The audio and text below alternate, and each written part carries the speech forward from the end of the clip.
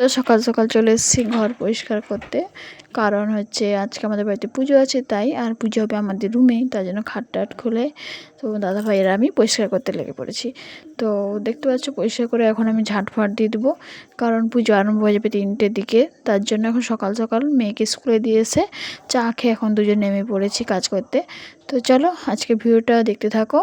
তো হ্যালো বন্ধুরা, তোমরা কেমন আছো? আশা করি তোমরা খুব ভালো আছো, আর আমিও খুব ভালো চলে এসেছি একটা একদম সারাদিনের ভিডিও নিয়ে। তো আজকে ভাবছি সকাল থেকে আরম্ভ করছি ভিডিওটা তোমাদেরকে শেয়ার করব তার জন্য। তো আজকে যেমনি বললাম প্রথমে, তেমনি হচ্ছে আমাদের বাড়িতে পুজো। তো পুজোটা কিসে সেটা হচ্ছে আমাদের বাড়িতে, মানে আমার শ্বশুর বাড়িতে শ্বশুর শাশুড়ি হচ্ছে শিগগির দীক্ষিত।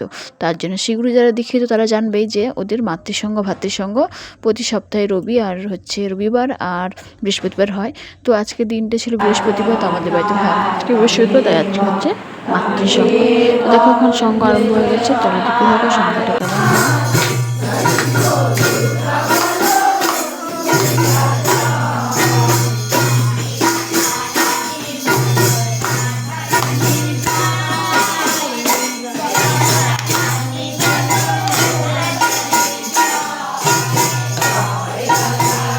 তো এখন 6টা মতো বাজে, পুজো কমপ্লিট।